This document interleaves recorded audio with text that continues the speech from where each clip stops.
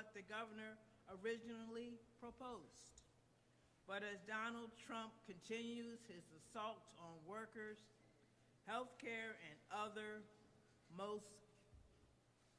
most vulnerable, we are preserving funding for state employee salaries, cancer research, victims of crime, and DDA.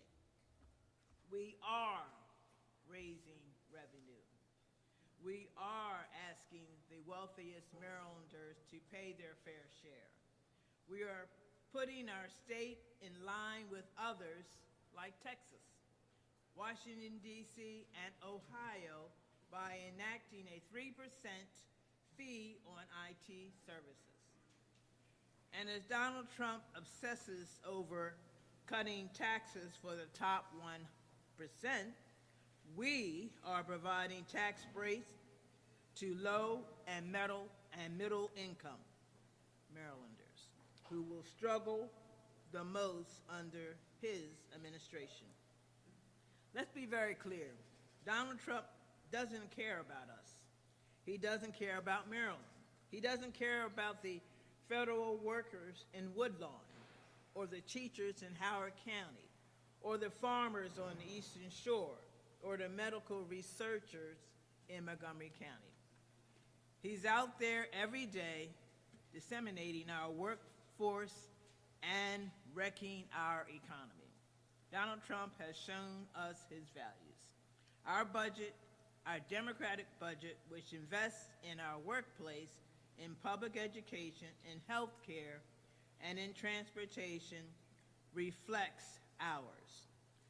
Thank you. I'll now turn it over to my friend, Senate President Bill Ferguson. Thank you. Thank you very much, Madam Speaker. Thank you, Mr. Governor, Madam Lieutenant Governor, and to the leaders behind me, the chairs of our fiscal committees in the House and the Senate.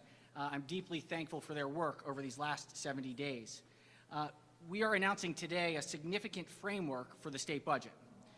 Legislative leaders, along with the governor's office, have agreed to a state budget framework that strikes what I and all of us believe is the right balance between fiscal responsibility and protecting our core social safety net here in the state of Maryland.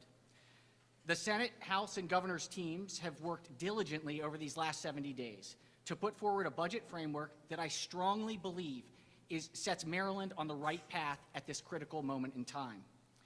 With a potential storm looming from the federal government, we must rechart a new path for our great state that accounts for the chaos and uncertainty that we are seeing from D.C. every day. Getting here certainly has not been easy, as we don't have the full federal picture. But based on the last 2 months of the federal administration's slash and burn approach to governing, we do have a pretty good idea of what's coming later this year. The cost we may bear to the Trump administration's destruction is what I've been thinking about the most as we've had to make critical decisions on how best to balance our budget and, importantly, prepare for our future. Now, let me set a little bit of the economic picture here in Maryland.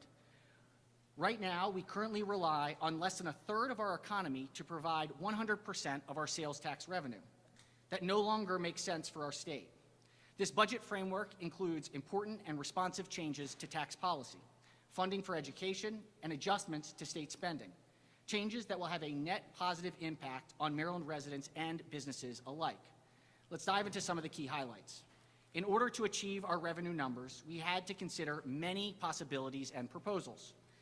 And as we've moved through this legislative session, I have said many times that everything was on the table. Today, I want to announce that we have agreed to take a number of things off the table. We are not increasing the Maryland sales tax rate on goods. We are not adding a fee for deliveries. We are not increasing property taxes. We are not raising money from iGaming. We are not increasing the estate tax. We are not making changes to the car trade-in allowance. We are not imposing any new taxes on sugary drinks or snacks. We are not raising the gas tax. And when it comes to the sales and use tax, in broadening this growing part of our economy, we are not touching anything related to accounting, payroll, staffing, office support, employment services, consulting, design and printing, public relations and marketing, or financial services. So you must ask, what are we doing? 45 states across this country already tax services. We are modernizing our tax code, and in doing so, we likely will be the only state in the country to tax services at half the rate of our regular sales tax on goods. Instead of increasing Maryland's sales tax rate to 7%, we are expanding it in a targeted way. And we are doing this expansion of the sales tax because of what we saw from the Trump impact of the revenue write-down of $350 million to our state's economy.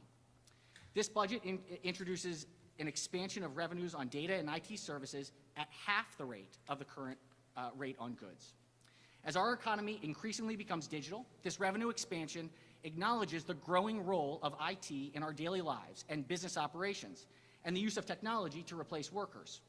It also acknowledges that many goods, such as software programs, are now sold at yearly or monthly services. In fact, there's an entire industry that has been created avoiding the sales tax on goods. Some call it SaaS, or software as a service, which has become a modern-day good.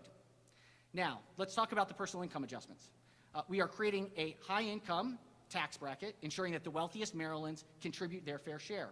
At the same time, we are pursuing an increase in the standard deduction that will provide much-needed tax relief to everyday Marylanders.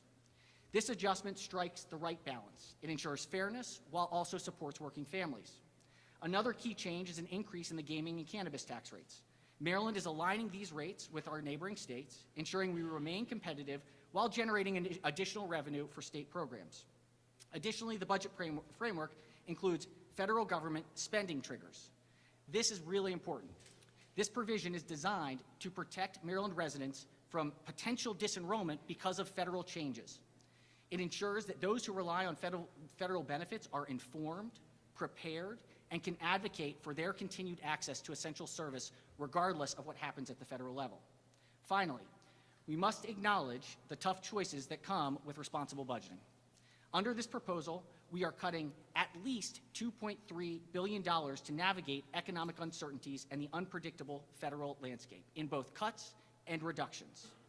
While these cuts and reductions are difficult, they are necessary to maintain fiscal stability and ensure Maryland remains on solid financial ground. At its core, this budget aims to create a fairer tax system while ensuring that essential services like education, public safety, healthcare, and infrastructure remain funded. These decisions will shape our future, and it's crucial for Marylanders to continue to receive the high level of commitment that we know and expect to protect our most vulnerable residents in this uncertain time. Thank you very much, and the mic is yours, Mr. Governor.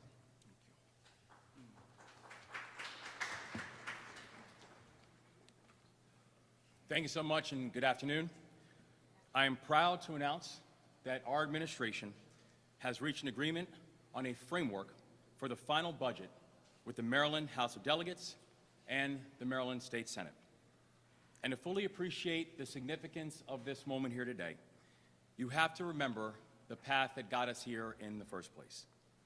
Because the budget that I introduced on January 15th came 5 days before the inauguration of President Donald Trump. And the thing that we have seen is that the world has fundamentally changed in just the past 8 weeks. According to the credit rating agency Moody, federal cuts pose a greater threat to Maryland than to any other state in the country. And we have seen thousands of federal employees laid off and offices nearly shuttered.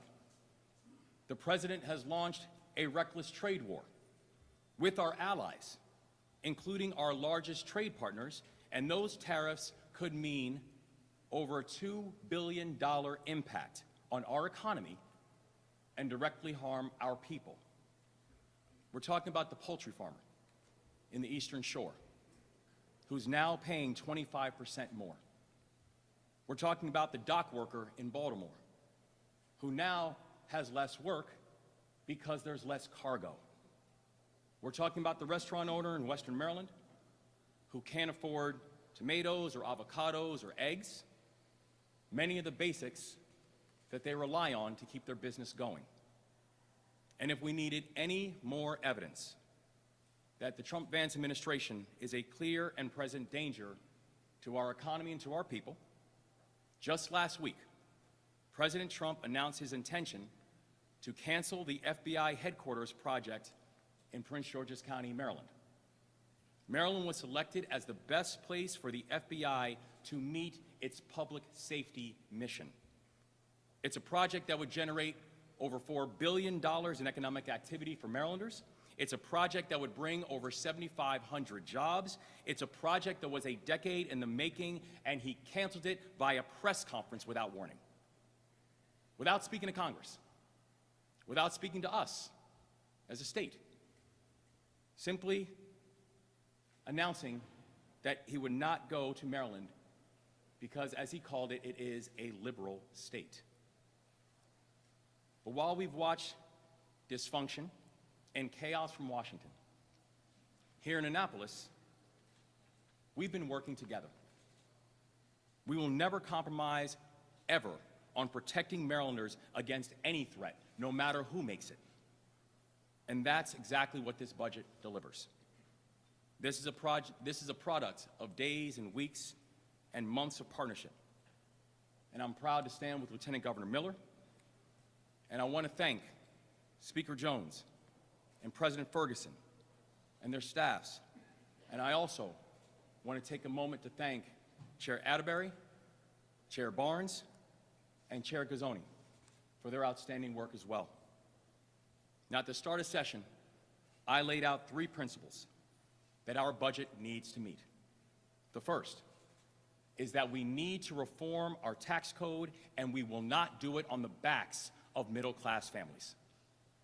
The second, we need to grow the economy, and we need to diversify our economy off of Washington, and we need to make Maryland more business-friendly.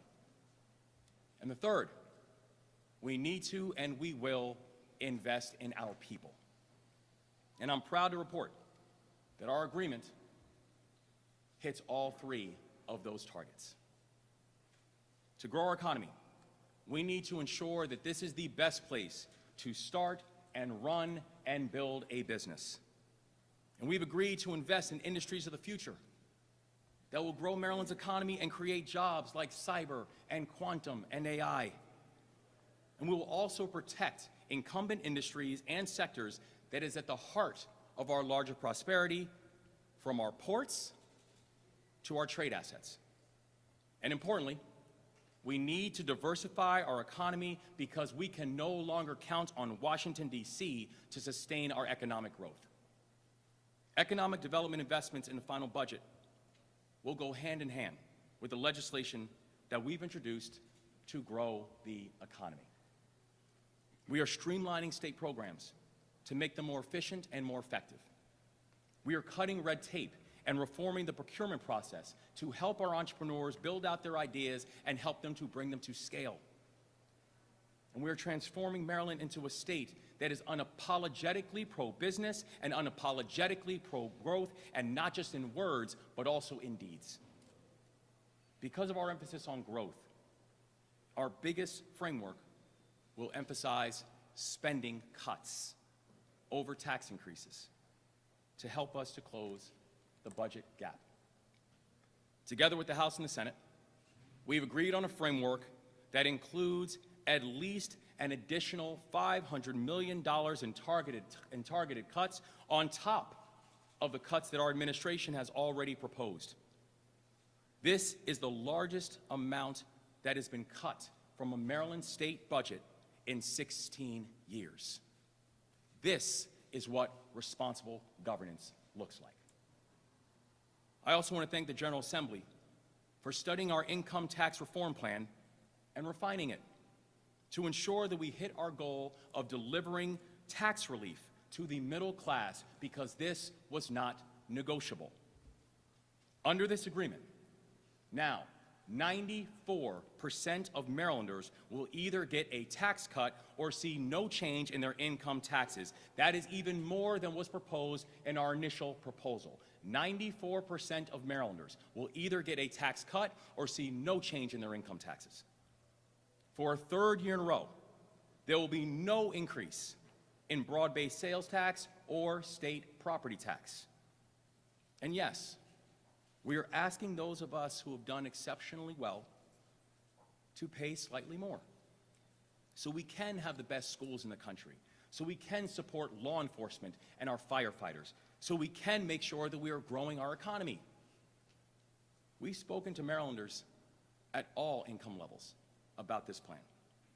And there's consensus that if a person is making over $750,000 a year, it is reasonable to ask them to give roughly $1,800 more to help us invest in the success of our state. This budget agreement also includes a provision to add a 3% tax on IT and data services. Our plan reaches services offered by companies that will help you build your website, like Wix, and companies that help you to store information on the cloud, like Amazon Web Services. This will put us in line with other states already implementing these kinds of reforms, and by the way, both Democratic and Republican states, ranging from Texas to Washington, D.C. And this reform package will help us to bring our tax code into the 21st century. It means the majority of Marylanders can keep a little more in their pocket, even as we here in Annapolis tighten our belts. So the White House cuts taxes for the rich and burdens everyone else with high prices. Here in Maryland, we're showing there's another way. While President Trump and Elon Musk gut programs like Social Security and Medicaid, here in Maryland, we are showing there is a better way. And if you take away only 3 things about our plan, it should be this: we are providing key investments that grow and diversify our economy. Together, we are ensuring that 94% of Marylanders will get a tax cut or see no changes in their income taxes at all. And together, we are turning a $3+ billion deficit into a cash surplus, all while still preserving 8% in the rainy day fund, which, by the way, is above the recommended amount. This is what good governance looks like. This agreement is common sense, it is responsible, and it hits every requirement that we laid out at the start of session. If we said it, we meant it. And most importantly, it puts us on stable footing to move towards the future. Now, these are not simple decisions. Maryland needed to fix its business model. And I refuse to be a chief executive who simply watches problems get worse. We solve problems here, and we do not run away from them. We also needed to contend with the fact that Maryland no longer has a stable partner in Washington, and one who has our best interests at heart. So while there are many opinions about how we ended up in this crisis, let there be no question about who faced this crisis and didn't flinch. Because this team has met this moment of crisis with courage. This framework will inform the final budget and the final bill that goes from the House to the Senate, and I look forward to signing it when it makes it to my desk. We know we have more work to do before sine die, but together, today, we celebrate a very important step forward in securing Maryland's long-term fiscal health. We now look forward to taking a few of your questions.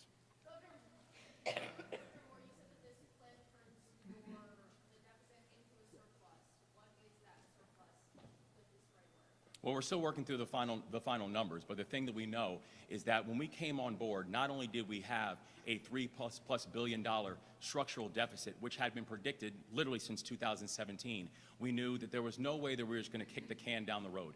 And so by making responsible investments and also responsible cuts, we know that we have addressed that situation of that structural deficit, and then when the bill is completed now, we'll not only work to be able to address that structural, turn to a structural surplus, but also right now this bill has a little over $300 million in a cash surplus that's already in the proposal as the final numbers are coming out.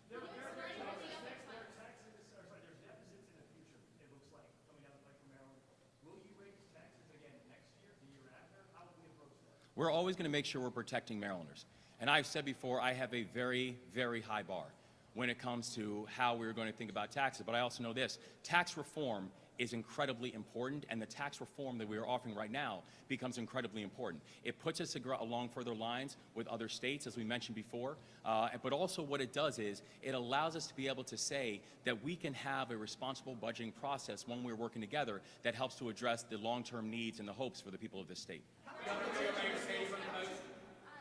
aside the people who will have no impact on their tax bill, what percentage of Marylanders will see a tax cut under this plan, and what is the average cut that people can expect to see? Yeah, so we're working through all the final details and the final numbers now, but the thing that we can say is that 94% of Marylanders will either see a tax cut or see no changes in their income tax at all.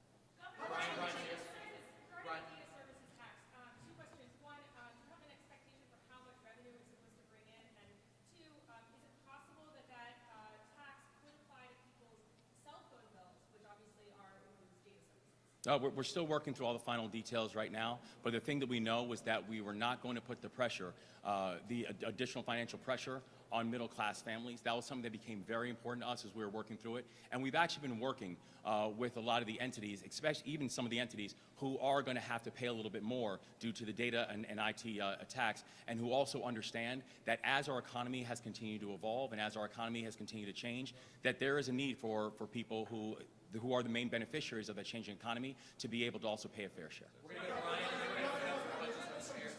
been some discussion about making changes to the excise tax on car sales. Can you tell me if that made it into this final framework, and if so, what will be the new excise tax amount? Yeah, so again, another detail that we're still working through, The thing that we know is I think the Senate President actually highlighted some of those items before about what will not make it through, but we're still making the final details about which items specifically when it comes to car trade-ins did not make it in. Hey guys, the governor will ask more questions, but we're going to turn it over to the chairs for a couple of questions right here. That's fine. Chair Gizon, or Chair Barnes, you have the budget. You're voting it out of committee today. I know that there were questions about the funding for the DDA in fiscal year 2026. Have those been restored? They have, and it's one of the points I think everyone here is most proud of.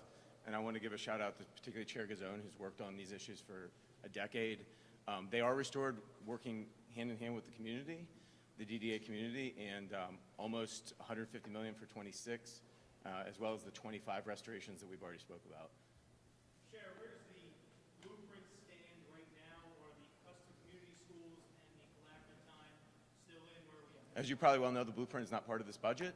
It's a separate bill. We're going to continue negotiations on that bill as the days move forward. It's not part of the budget. It's funded for the next 2 years. Is tax still a part of the proposal that was initially in the governor's? It is, and we are looking to use the capital gains particularly for important investments in our transportation systems, as well as to help our structural balance. What we do know is that the Trump tax cuts that are focused on billionaires is likely to help those who have done the best. And so this is the right place for Maryland to look to have sustainable investment in our infrastructure and in our budget overall. We're still working through the details of we are keenly focused. Every single person up here is keenly focused on doing whatever we can to lower utility bills, and we're leaving the possibility open that we can give immediate relief, and that will be worked out as the bills pass through each chamber. Mr. President, on Tuesday you said that the blueprint was part of the larger budget conversation. If it's not part of this specific bill, where does it fit in? The Budget and Tax will be taking it up tomorrow from the Senate's version, but it's an ongoing conversation. We are looking at the long-term financial health of the state, and I feel confident that we're going to be in the right place. For decisions in this budget, does that impact your future plans? Well, certainly investing the billions of dollars that we will be investing in public education is fundamental and critical, and why we had to balance and do it in a way that was sustainable and did not impact working families. And any questions right here for Chair Atterbury, real quick, guys? Actually, yeah, I'll go with that. I'll mention about the blueprint. Chair Berry, you've been saying that pause is not pause, it's cuts. The word cuts has been used several times during here, and obviously you mentioned about the budget. Throughout what the House has proposed, are you hoping the Senate will come back and do what the House did with the blueprint? So I think, first I want to thank the governor and his team, and I want to thank the presiding officers for reaching an agreement on the budget that was just announced and the revenues, because, that is tough decisions. These were all tough choices, and we were all elected to be here and to make the hard choices. And so I want to say thank you to all of them for coming together and working together. To your specific question, I'm just going to follow up and say the blueprint is part of ongoing negotiations. The Senate hasn't heard what we did yet. I think Chair Barnes and I have been pretty clear about where we stand and where the House stands in terms of the blueprint and protecting those that are most vulnerable, particularly those in community schools. So we'll see what the Senate does, and we'll link up with them and negotiate that in the days to come. We got time for two more, General. Does the budget include funding for thousands of settlements for potential child sex abuse victims? Yesterday, Ferguson Valley, Baltimore. Where's the budget? It does not. How is the state going to It's still, You want to take? it's still a product of very complex negotiations, settlement negotiations with victims, and so I think, we are monitoring those settlement negotiations very closely. We're going to go last question with Mackenzie right here. You're talking about bringing taxes into line with the other states. Anyone can answer this line too. You're talking about bringing it into line, but the question I would have for you is, what would separate you to make you attractive to businesses to come to Maryland if now it's on the level of every other state? Well, I'd say the thing that would attract businesses to come to the state of Maryland is not just the fact that we have a tax code that is aligned with other states. Because frankly, that's not how businesses are going to make their decisions. Businesses are going to make their decisions based on what state is creating the best climate for them. What state is doing things like procurement reforms and regulatory reforms and permitting reforms and making it easier for businesses to come and grow in the state of Maryland like we are doing here in the state of Maryland. What state is doing things like investing in education and making sure that you have an educated workforce and a strong pipeline like we are doing here in the state of Maryland? What state is making sure you're investing in transportation that's able to get people from where they live to where they work, like we are doing here in the state of Maryland? What state has the greatest ecosystem for the new industries and technologies of the future, like life sciences, like IT, like aerospace and defense, like we have here in the state of Maryland? And so not only does this package make it more competitive for business when you're looking at a taxation basis and coming up with incentives for business to be able to come and grow in Maryland, it's also about all the other things that Maryland offers. And it's the reason why we have had such great and productive conversations with business leaders all over the country who, if they're not already here, they know they are getting phone calls about coming to the state of Maryland. It's the reason that we just announced just recently that, looking at the most recent job numbers, that we have gained more jobs in this administration in 2 years than the last administration gained in 8. And that was driven by the private sector. So making Maryland more business friendly, making Maryland more economically competitive is not just the fact that this team and this coalition has been able to address things like tax reform, but it is also about are we doing the other things that's making Maryland more economically competitive, because we are unapologetically pro-business and we're unapologetic about the fact that growth is the only way to be able to solve our fiscal challenges, and that's exactly what we're going to do in the state of Maryland. Mackenzie, last question right here. Looking at, obviously you're saying that a lot of things are still part of the negotiations, that this is the framework, but if you are confident that there's $500 million more in cuts, can you share with the people at home what exactly the state government is planning to cut? I mean, sure. I would say, the agreement includes at least this amount in cuts. These still has to go through all the committees and through each of our chambers. And so, these are at least not 500 million. We can provide, look, I think the best thing to do would be, I know this isn't the end of the discussion. You're going to see in an hour the House's version, and you'll see those cuts. It's a whole list of things. Can you give us an example of one? Vacancy reduction. See it in an hour. Vacancy reduction is a great one. All right, guys, thank you all so much. Thanks. Go. Onward.